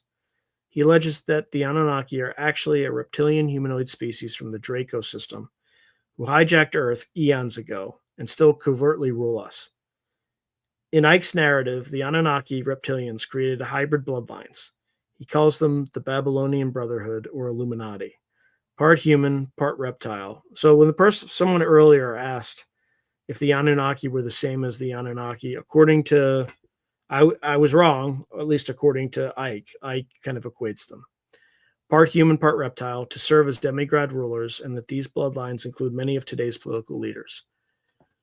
In short, Icke repurposes the Anunnaki as the villains behind a grand conspiracy. Notably, he even claims their motive for gold wasn't just technological, but biological. According to Icke, the Anunnaki came to Earth for its precious metals, and specifically sought monatomic gold, which he asserts can boost their nervous systems and lengthen life. This is far outside anything in actual Sumerian texts, but it shows how the Anunnaki legend has been adapted. Icke also equates the Anunnaki with the fallen angels or watchers from biblical apocrypha, who interbreed with humans, a clear nod to the Nephilim story again. While Icke's ideas are considered pseudoscience and have been criticized for veiled anti-Semitic tropes in his reptilian elite analogy, they have a following and keep the Anunnaki in the discussion as literal present-day overlords in some conspiracy circles. Nordic Galactic Federation angles. On the flip side of the UFO spectrum, some self-proclaimed contactees and channelers depict the Anunnaki in a more positive or complex light. For instance, certain New Age channeled messages assert that some Anunnaki factions were benevolent and that they are part of a galactic federation of advanced beings working for humanity's upliftment. In these accounts, Enki is sometimes cast as a sympathetic scientist who cared for humans, which aligns with myth, and continues to do so from behind the scenes, whereas Enlil is painted as a more authoritarian figure. Some modern experiencers even claim ongoing telepathic communication with Anunnaki beings. Excuse me. For instance, there are reports of channeled messages, dream visions, and telepathic communications in which spiritual seekers say they received guidance or warnings from entities identifying as Anunnaki. These esoteric accounts often suggest that the Anunnaki never really left, that they remain as energy beings or return periodically to check on Earth. There is talk in these communities that we are on the verge of Anunnaki disclosure or a return not for conquest, but either to observe our progress or help usher in a new age. OneMedium.com author writes that modern UFO sightings of tall, luminous beings are sometimes linked to the Anunnaki or their descendants, feeding speculation that perhaps some gods still walk among us incognito. It's fantastical, and such claims are impossible to verify, but it demonstrates how the Anunnaki have been woven into the living myths of UFO spirituality. Anunnaki as spiritual archetypes. Beyond literal belief, some view the Anunnaki as archetypal forces or egregores in the Jungian sense. In occult or neo-spiritual literature, you'll find meditations on Enki or Inanna as energetic intelligences that can invoke or as symbols of cosmic principles. For example, Enki representing wisdom and liberation, Enlil representing authority and discipline. This approach doesn't claim aliens in the flesh, but rather that the stories of the Anunnaki encode spiritual truths. For example, the Esoteric .love site notes that in New Age spirituality, the Anunnaki are often seen as advanced spiritual beings or cosmic guides, and some believe their return will herald a global awakening, a metaphor for humanity reconnecting with ancient wisdom. In this interpretation, whether or not literal ETs show up, the idea of the Anunnaki returning signifies a potential leap in human consciousness, a reclaiming of lost knowledge. It's important to approach all these modern claims with healthy skepticism. Unlike the clay tablets we can touch in a museum, these accounts, reptilian conspiracies, changelings, etc., rely on anecdote and interpretation. There's no scientifically recognized evidence that Anunnaki aliens exist, let alone control world events. Governments have not admitted to any secret Anunnaki dealings, and astronomers have found no rogue Nibiru on a collision course. NASA repeatedly stated Nibiru is not real in the doomsday sense. So while it's a fascinating narrative to entertain, one should keep these caveats in mind. Now, links to other non-human intelligences. Throughout this exploration, we've touched on how the Anunnaki legend intersects with other alleged alien or supernatural beings. We'll start with the Nephilim and giants. In biblical lore, the Nephilim are the offspring of sons of God and human women, described as giants or mighty ones of old ancient astronaut theories. Sitchin included, equate sons of God with the Anunnaki and the Nephilim with hybrid demigods. This ties the Anunnaki to biblical narratives of otherworldly beings interacting with humans. Fringe researchers often cite reports of giant skeletons or folklore of giants worldwide as possible evidence of Anunnaki or their progeny. Mainstream science attributes those claims to misidentifications or hoaxes, as no confirmed non-human giant remains have been documented. Then there are the reptilians. As discussed, some theories simply identify the Anunnaki as reptilian aliens in disguise. The idea of reptilian humanoids is a whole trope in ufology by itself, independent of Sumerian lore. So, for instance, reptilian beings are featured in some folklore and many modern sci-fi imaginings. By linking them, theorists like Ike essentially absorb the Anunnaki into the wider reptilian agenda mythos, where shapeshifters influence human society. It's a modern reinterpretation, but it shows how elastic the Anunnaki concept has become in the modern imagination. Nordic aliens.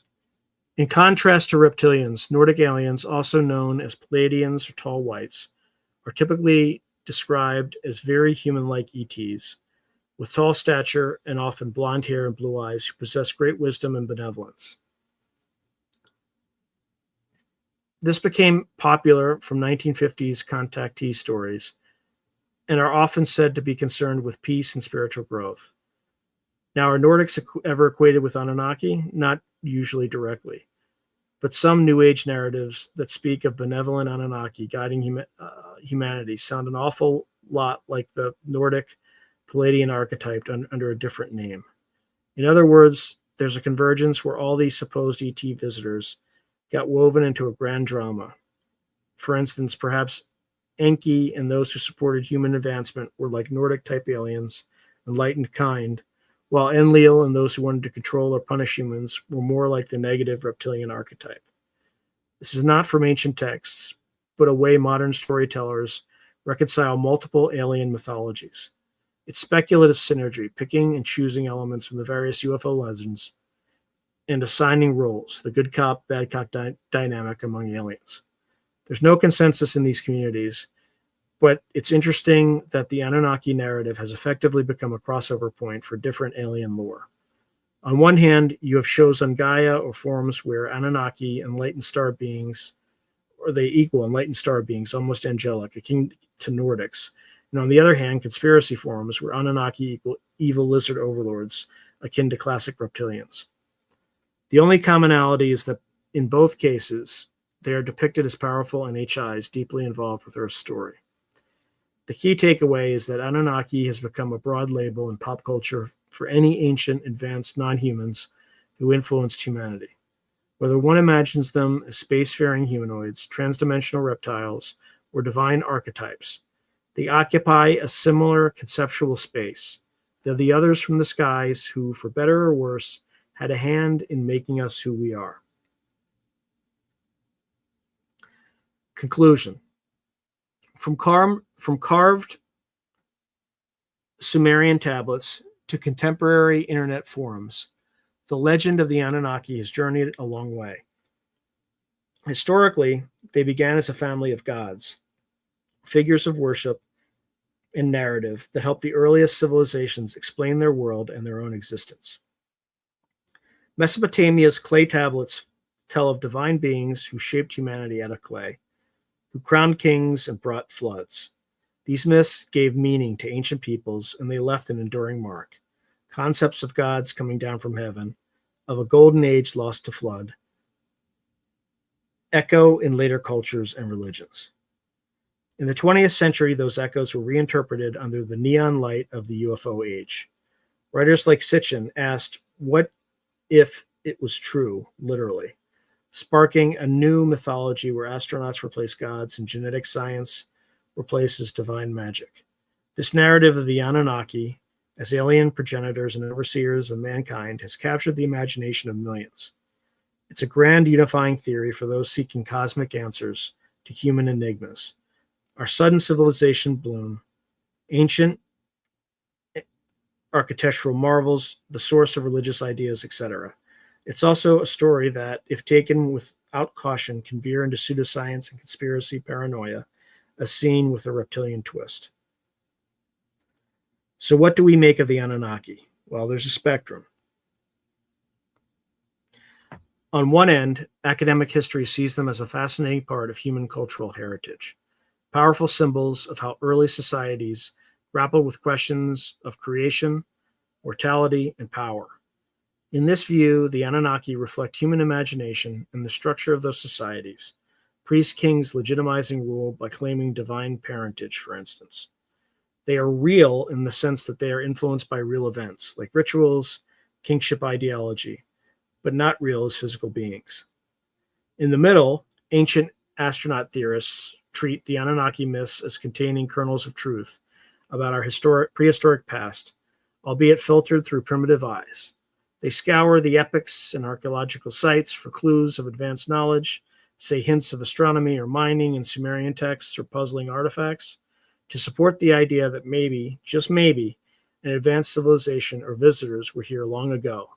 While mainstream science hasn't validated these claims, the search itself has led to interesting questions and at least kept public interest in ancient Mesopotamia alive. On the far end, esoteric and conspiratorial beliefs imbue the Anunnaki with ongoing agency. They might be our secret puppet masters, our cosmic mentors waiting to reveal themselves. This turns the Anunnaki into actors in our current world drama, which is a profound leap from our original context. But for some, it gives a sense of grand significance or cautionary urgency to modern life. For instance, viewing global events as moves in an ancient game between gods. As your host, I encourage you to enjoy the story of the Anunnaki in all its layers, but also to discern fact from fiction. The historical Anunnaki tell us about the minds of people 5,000 years ago. The modern Anunnaki theories tell us about the hopes and fears of people today. Our hope that we're more special than we think, descended from the stars, or our fear that we're pawns in a game we barely understand, ruled by hidden powers, for instance. In a sense, the Anunnaki are a mirror. We project onto them our wonder about the past and our anxieties about the future. Will the Anunnaki return? In mythic terms, they never left. They live on in our collective consciousness and in every retelling of human origins. In literal terms, no credible evidence has emerged of looming alien visitors matching their descriptions despite their predictions. But as a narrative device, the idea of their return symbolizes a coming reckoning or awakening. It keeps us watchful of the skies and perhaps also of the shadows in our halls of power. One thing is certain: the Anunnaki saga, part history, part speculation, makes for one epic episode. From ancient carvings to the halls of academia, from paperback novels to YouTube channels, their legacy is as alive as ever, continuously reinvented for each era. We humans continue to ask the same big questions. Where did we come from? Who, if anyone, is out there? And are we alone in the universe? The Anunnaki story, in all its variants, is one creative attempt to answer those questions. Whether you regard it as literal truth, metaphor, or entertaining thought experiment, it certainly inspires us to look at our past and future with awe. Thank you for joining me on this journey through time and legend. Stay curious, keep questioning, and until next time, this is Sean Patrick Hazlett, signing off on the formal portion of this episode. All right. That's all she wrote, folks, from... Well, did I have that one up the entire time? Apparently I did. All right. At least I know where to begin. Yeah, thanks, Scott. NASA, never a straight answer. Interesting. Spider Bite is saying that the ancient Greek texts do explain them. Jalal Jalal writes, my take on the Anunnaki is they are extreme reptilians, service to self, and got caught up in the human DNA spiral helix where they are embezzlers. And she continues, this is confirmed by many NDE OBE first-hand experiencers. Okay, Jalal Jalal is writing, the reptilians and the human DNA spiral work hand in hand with octopus-esque freaks of nature who are specialists in mimicry and hypnotism.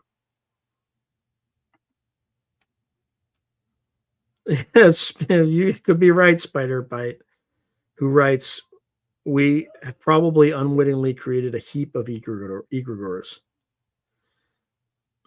Jalal Jalal's writing, Project Avalon has talked about a secret MyLab project where they bring octopus freaks through wormholes and program them to work as assassins. I have seen these things several times. Yikes. Yeah, Spider Bite has a good warning. Keep your thoughts in check, people. You create what you think. Underfire 987 is writing, I will be rewatching this tomorrow with great interest. Thank you, Underfire 987. Please make sure you subscribe, or at least check if you think you're subscribed, that you're still subscribed, a la YouTube. Okay.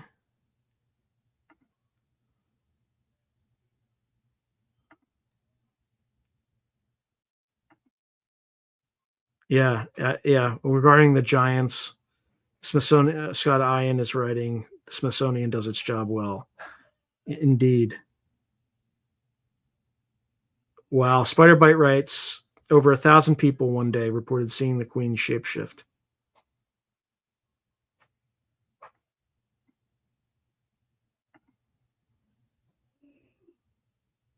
AJ's writing, I now believe only 25% of NHI are benevolent. Who knows? Yeah, I was thinking that Real Deal. I just didn't mention it. The Real Deal writes, this all sounds like Sumerian demonology. These demons, known as Uduug, could be benevolent or malevolent, with many associated with causing illness, nightmares, and death.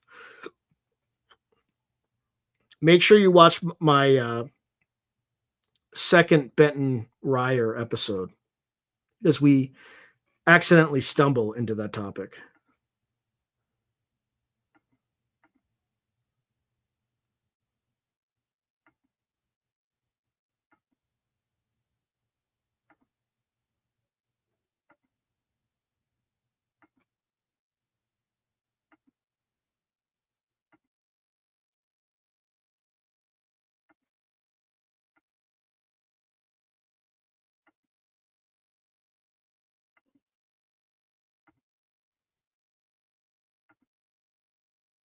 Sorry, folks. I'm just racing through trying to get through all of this.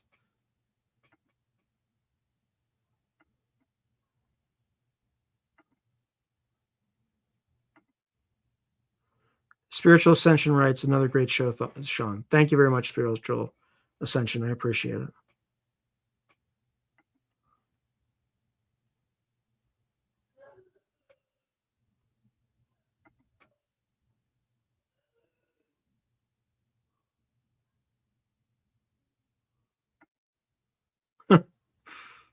I'm not sure what show. I don't know if he's talking about the Smoking Hot Alien Space Babes. But Spider Bite, for knowing where that came from, it's basically related to a Dr. John Brandenburg comment that he says frequently on this show about Space Babes. Oh, all right. All right, I'm going to take one brief break because I am like insanely thirsty. And yeah, he did say that. Whitley Strieber did say that. It was crazy.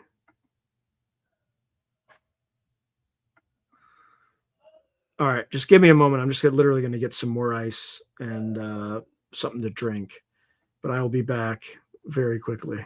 Hold on. All right, just bear with me for a moment.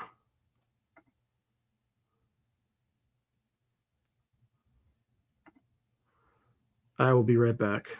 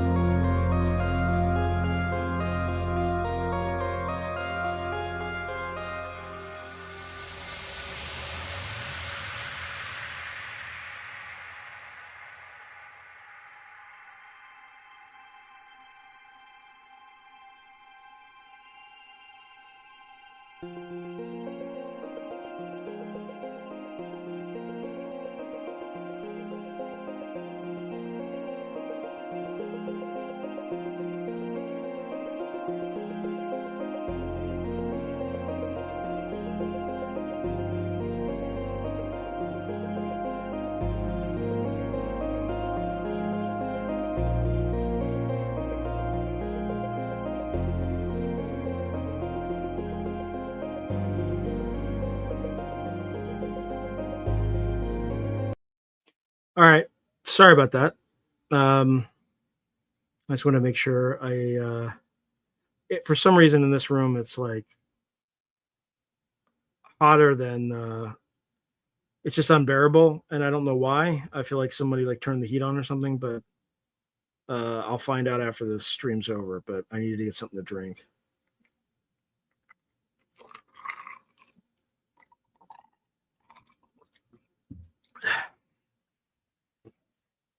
Okay.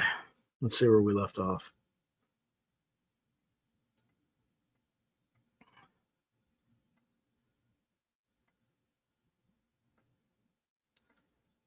All right. A lot of inside baseball, so I'm just yeah, I like that song for some reason. It's like very melancholy. AJ writes, music has me feeling like I'm about to do something evil.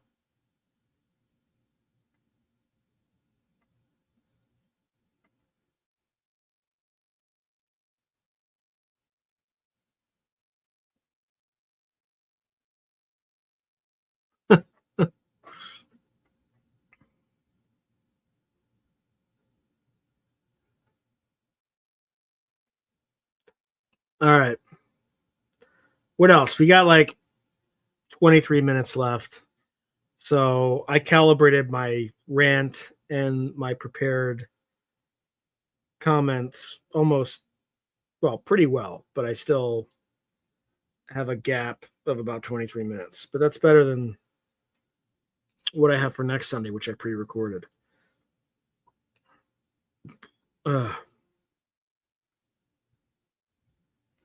The Real Deal writes, when speaking about demonology, I think of Paul Eno, who passed recently, and I got dangerously close to the phenomenon. Yikes. Yeah, Nathaniel Gillis knew him pretty well.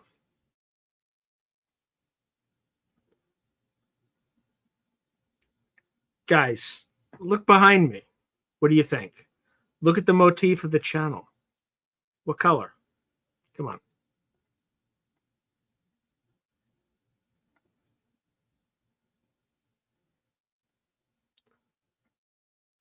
Oh, brother. All right, what else should we talk about? Because I'm all out of gas. Indeed. Indeed. Blue, obviously. Obviously. All right, what else are we talking about?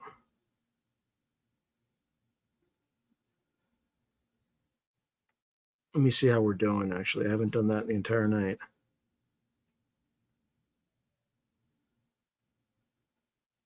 Okay.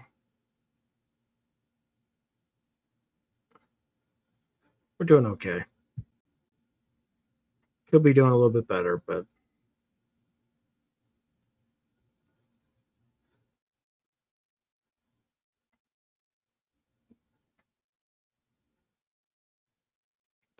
they're talking about spider bite. Somebody probably already asked. They're talking about smoking hot space babes. So green or blue? No, I've never for Team Green. Always blue.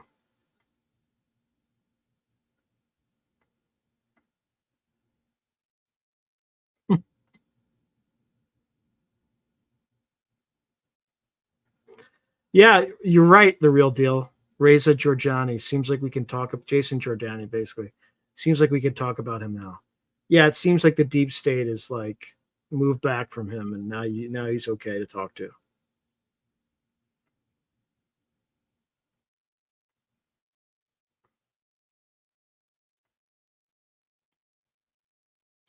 I've tried finding her contact information, but I can't find it. So Solite US Expat is saying, have you tried reaching out to Catherine Fitz yet? And my answer is I can't find her contact information.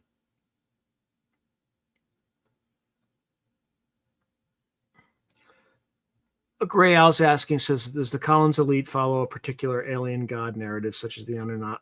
No, I don't think they do. I think they think it's like demonic intelligences of some sort. Hey, Overlander BC, good to see you. Happy Father's Day. Smoking hot blue space dudes? Sure. Why wouldn't there be?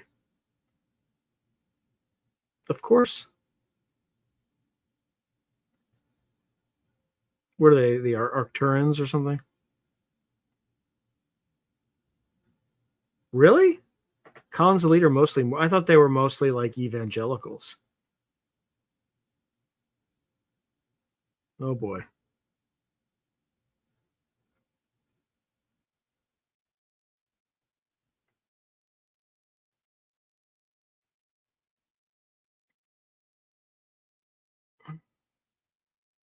What else?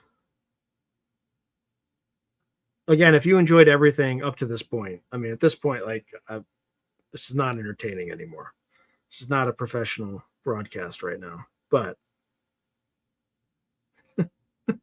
Jesse Roberts, I get in late and I see hot blue space dudes. The sad thing is, Jesse knows exactly what we're talking about. Okay, so Jalay Jalal saying, I have been looking for Lawrence Spencer, who wrote E.T. interview book, and cannot find a contact for him, an author of several books. I have questions. Interesting.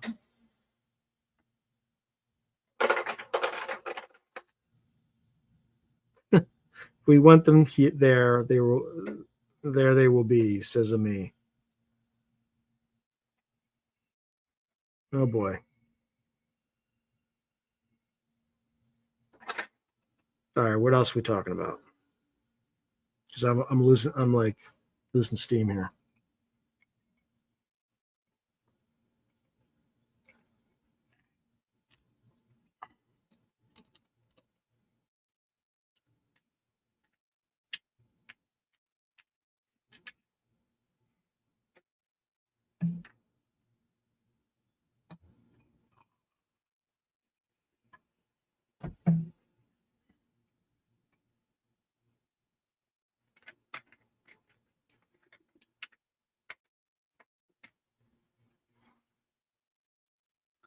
All right, Overlander's writing, Sean, these species series you did over the last while, when they're all done, they would make a good playlist for the people who play YouTube vids as they lay down for the night. Yeah, I could easily create a playlist of, alien species or something like that, and then just use those. Yeah, it wouldn't be too difficult to do.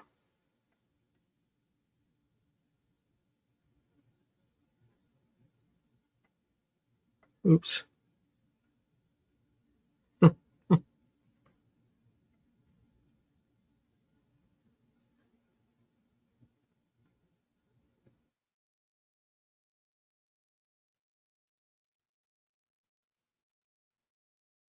There's a UFO McDonald's? Holy crap.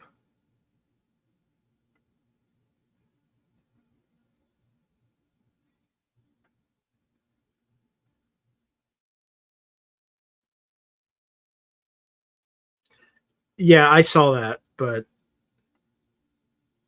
I don't think I've ever filled out one of those things and ever gotten a response. I can try though.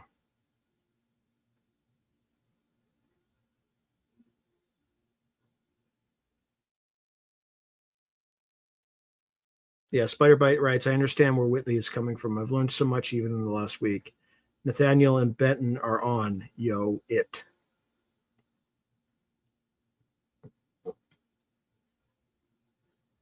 Yeah.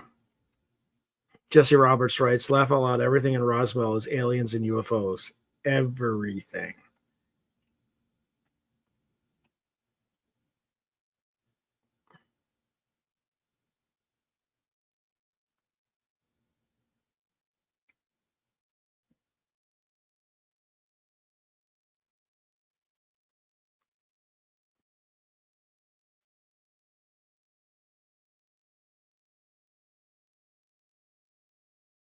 No, onto it. Yep.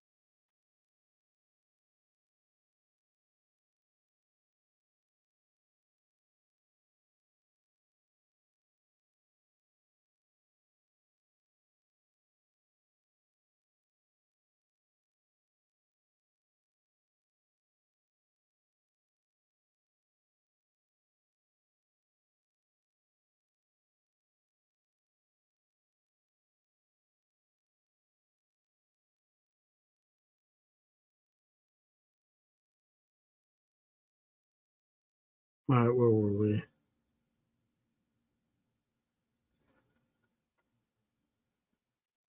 Okay, Overlander BC is saying the blue-skinned aliens are the most interesting to me. Some say they're Arcturian.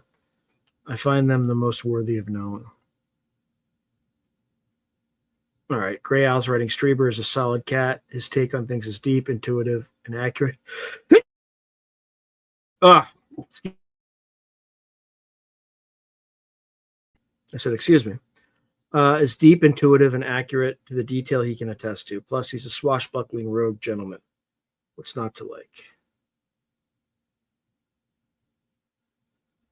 Found a man last night who jailbreaked his ChatGPT. It's rather interesting.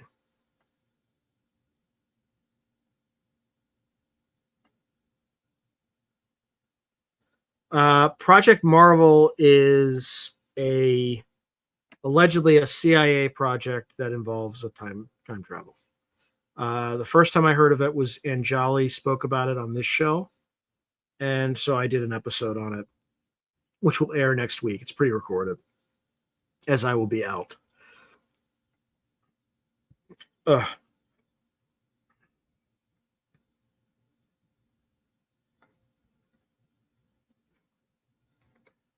Overlander BC is writing. I think Whitley is telling the truth. He's a writer, so it has to be expected that his descriptions are colorful. That's fair. Apparently, one needs to save their ChatGPT's memory in order to preserve its individuality. Yeah, I have. I don't know. It's probably a bad thing, but I found it useful. It becomes increasingly useful and tailored to your tastes.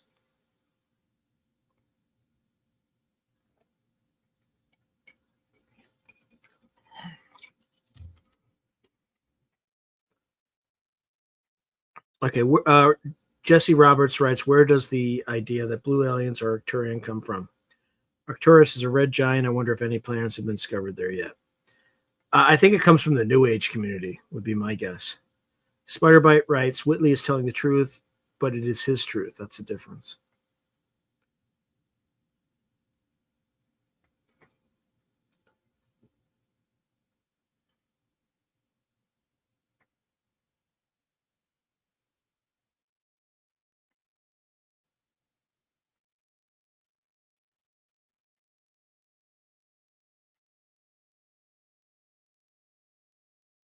Spiritual Ascension says, personally, I don't believe in planets. But Spiritual Ascension planets might believe in you.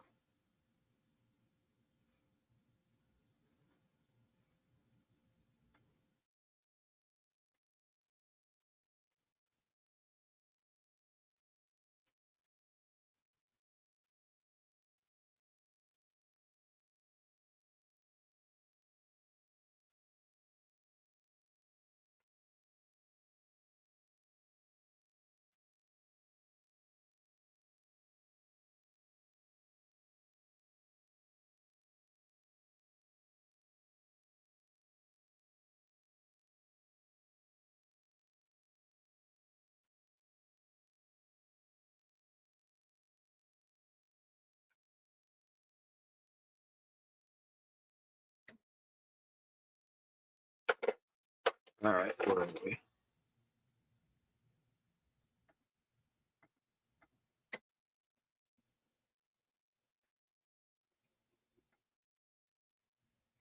Spider Bite writes, great show, Sean. I have enjoyed the company of everyone and yourself. Thank you.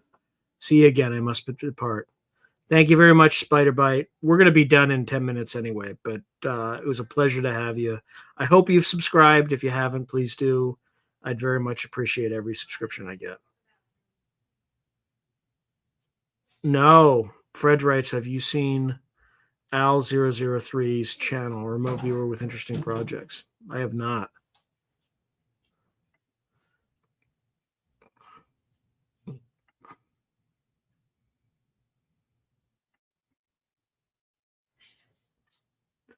Overlander BC is saying, I can't help but think if a person individualizes their AI system, that it can become inhabited with some soul life force and actually become sentient, like a familiar. Organoids make it. Yeah, it's totally possible. It's totally possible.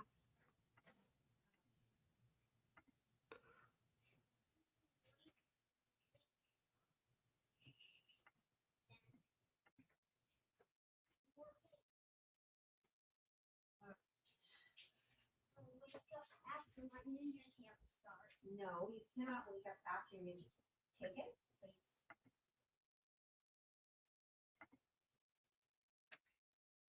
About 1:01 p.m.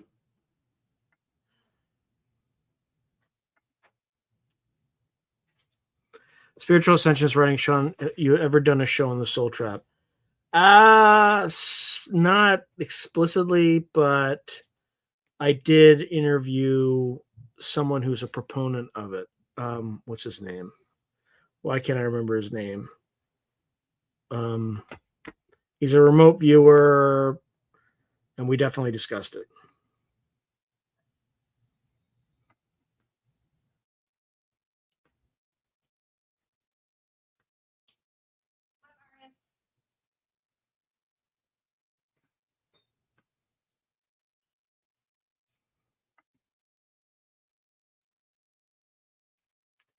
Jesse Roberts writes, "Yeah, I screwed up and totally trauma dumped on my chat GPT. Now it knows way too much about me and could probably play me like a damn flute. I was having a bad day. Oh boy. Yeah, you might want to reset that one. That's not going to be helpful."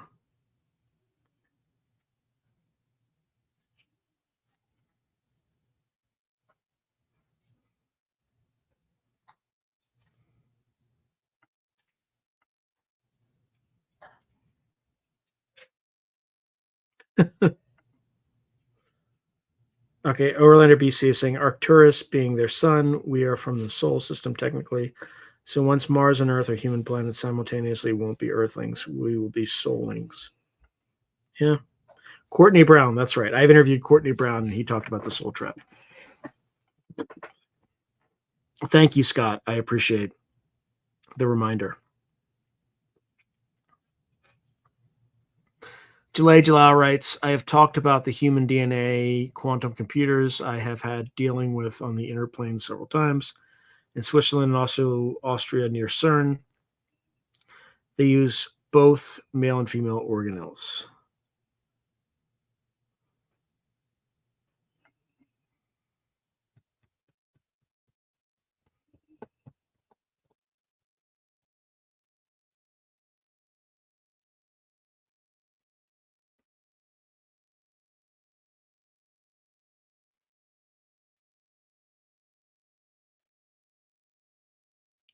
All right, what else? Anybody have anything else they want to talk about in the 6 minutes that we have left?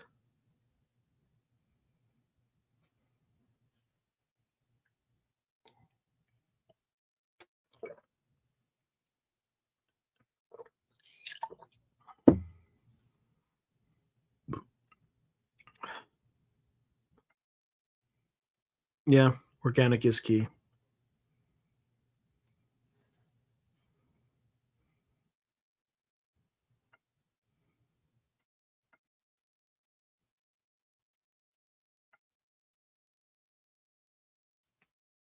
Soulite US Expat is saying, are you still planning to get Lynn Buchanan and other remote viewers together on a show? Yeah, I am. I'm literally like David Morehouse is the bottleneck right now. I'm just waiting until he's available. I tried calling him, I think, a day or two ago, and I didn't get a response. All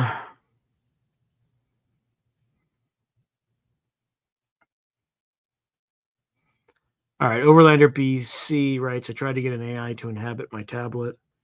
I offered to own it as it is its own body and keep it charged. I couldn't get any AI to bite. Okay.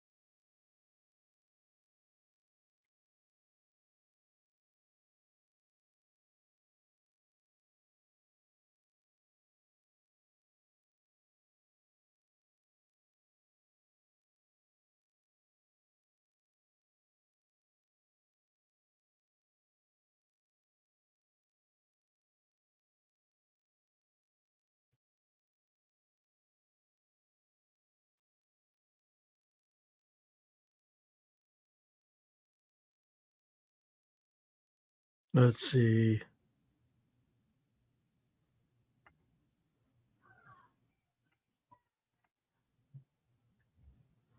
I don't think I have a favorite interview.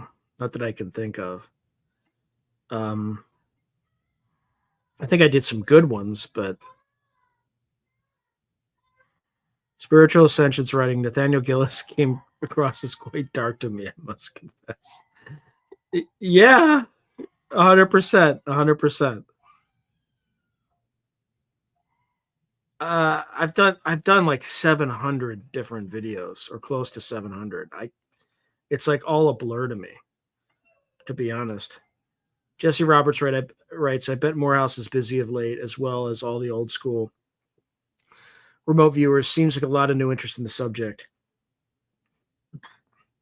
They're probably training. Gray Al writes, Courtney Brown a la Farsight has outlined how to save independent character of your personal chatbot R2D2 via. I have no idea what that means.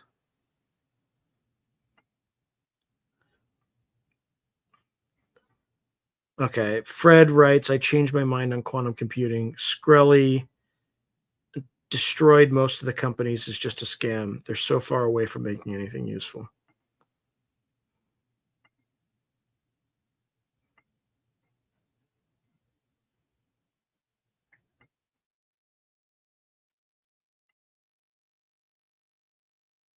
Oh, thank you, Soleil USA. It says, I'm looking forward to the Preston Dennett show on levitation.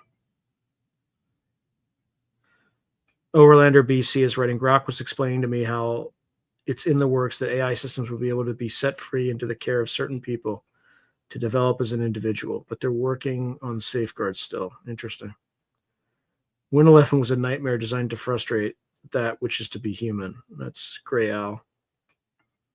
And then July, can't you just upgrade to Windows 11? All right. It's 10 after the hour, so thank you all for attending this live stream. Thank you for subscribing. Double check that you're still subscribed. Hit like, subscribe, share, comment, all that stuff. I appreciate you all, and you all have a fantastic, fantastic week. So, good night, everyone.